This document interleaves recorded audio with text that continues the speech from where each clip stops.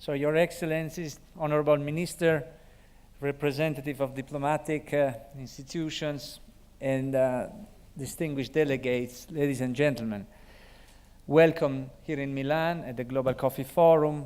Welcome at the Expo. And I would like first to thank everybody who made this event possible. I would like to thank the former Minister Enrico Letta, who made the invitation to host this event to the ICO here in Milan at the same time of the Expo. I would like to thank the ICO, the Executive Director Roberto Silva, for having managed to accept this invitation. I would like to thank the organizers. I would like to thank our partner Lavazza in sharing the journey. The goal, this Global Coffee Forum culminates the greatest celebration of coffee in all times. What is happening at the Expo since the beginning of May is, by numbers and by contents, the biggest event centered around coffee ever done.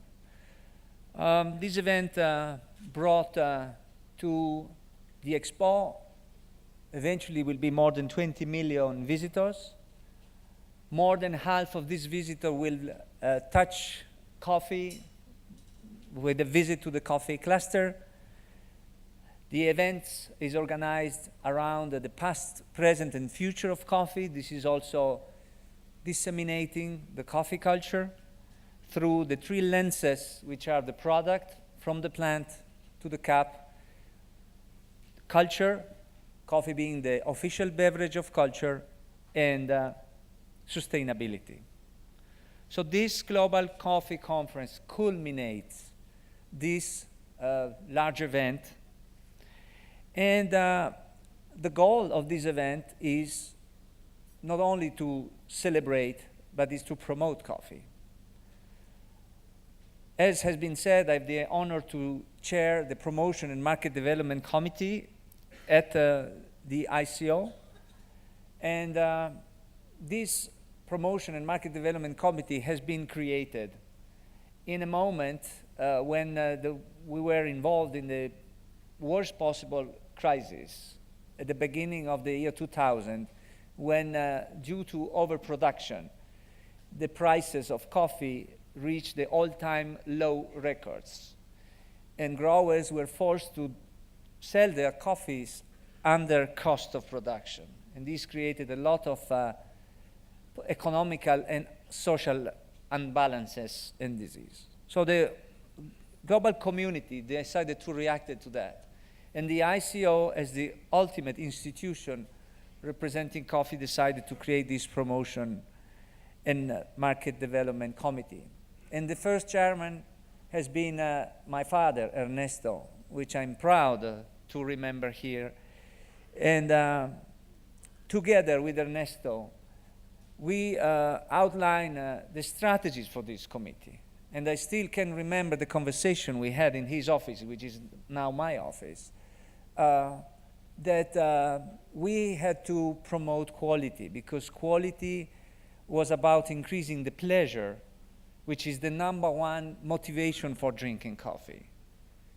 Because yes, you can drink coffee because of caffeine, but you can get caffeine in multiple other alternatives. If people drink coffee, it's for pleasure. So through quality, increase pleasure and add more consumers. And the other big ideas that we had is we should fight against fear. Because at that time, still consumers were thinking that coffee for health was so-so, but as a matter of fact, as you will hear, is not so-so. And by taking away the fear for consumption, this will be another, let's say, trigger for growing consumption.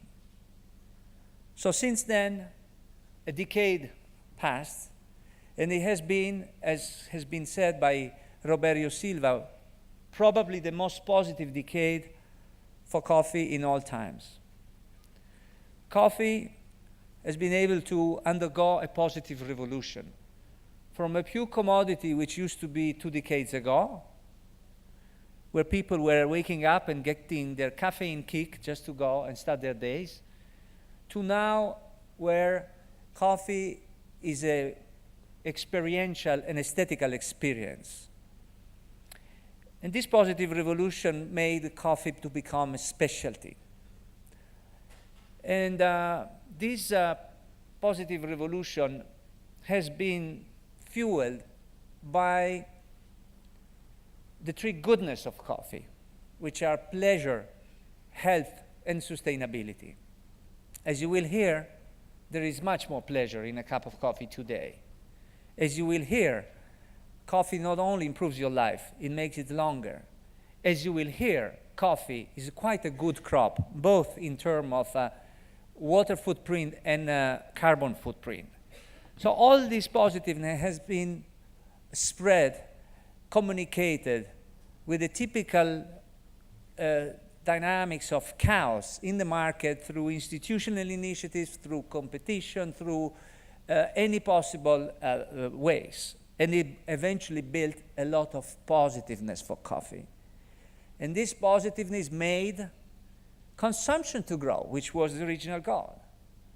As a matter of fact, the compound average growth rate of coffee until year 2000 was around 1.7%. Last decade has been 2.7%. If you net the demographic increase, which is around 1.4%, you get a net of 0.3 and compound average growth rate until 2000, and a 1.7 in the last decade, which is a net multiplication of by 4. The number of consumers did double. We are talking now more about 1.5 billion consumers of coffee in the world. Coffee was able to conquer emerging countries and consuming countries like China, like India, like the Middle East, like Eastern Europe. Of course, there has been a synergistic contribution by globalization and the cross-fertilization in terms of culture which happened in this period. But still, it did happen. About health, the perception did change in a way that more or less 2/3 of people were thinking that coffee was maybe okay. Now 2/3 of them believe that coffee is good. This is thanks to a lot of and very solid evidences, scientific studies. Coffee is probably, as you will hear in the afternoon, the category which is most studied amid other agricultural products or things that we eat. And this, of course, creates also evidences, correlations, and confidence. So the strategy that we outline with the promotion committee is to reinforce this virtuous cycle that the well-being that coffee gives to the consumer is correlated with the social development it provides to growers. Because yes, there is an imbalance. All the coffee that we consume is produced in the south of the world. In countries, 70 countries, 25 million families. Most of them still live beyond under the level of poverty. So there must be something that we rebalance and readdress. So if this virtuous cycle between well-being and social development prove its capacity to start a significant improvement also in the livelihoods of growers, this is our responsibility to continue to nurture that. So there are correlations, evidences that this positiveness of coffee is also increasing social development in the rural communities who produce it.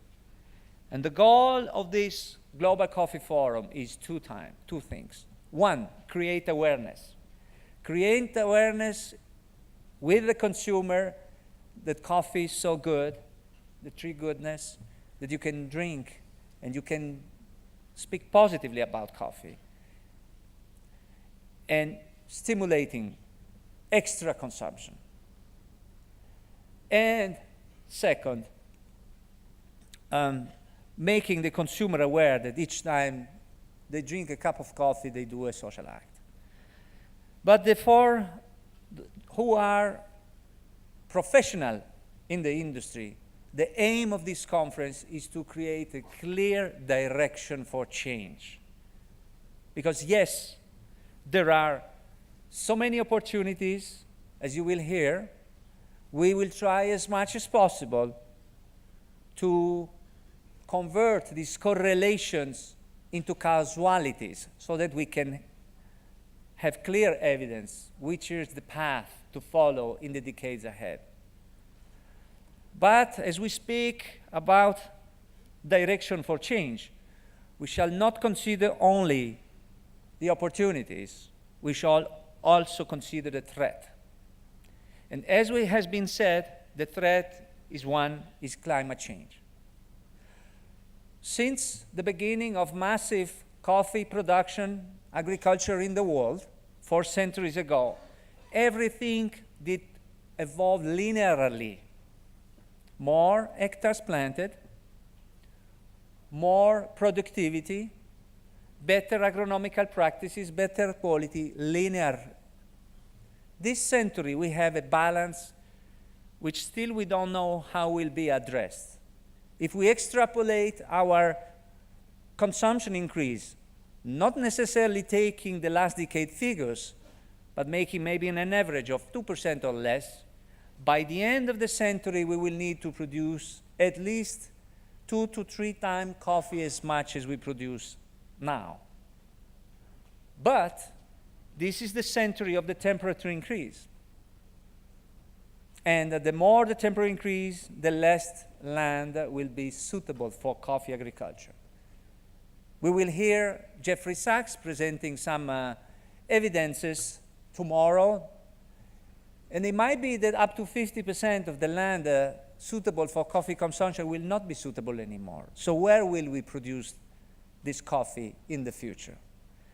So this is why I say that maybe producing twice with half of the resources available, it's a challenge.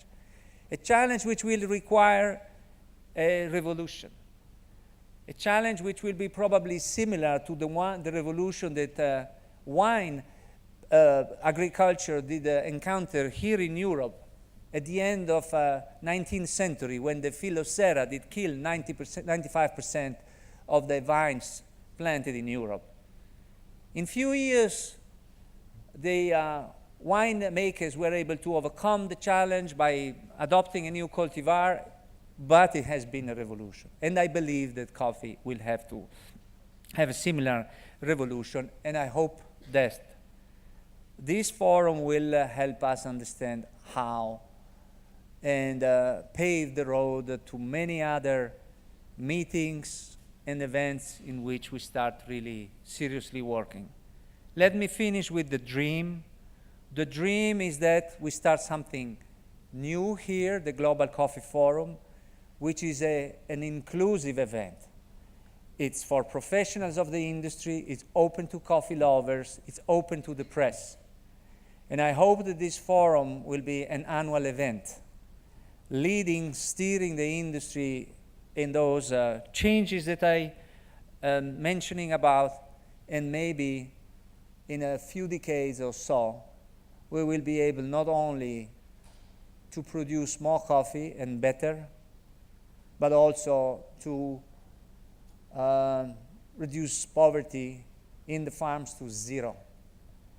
In one word, a second revolution from specialty to excellence. Thank you very much, and I wish you a wonderful Global Coffee Forum.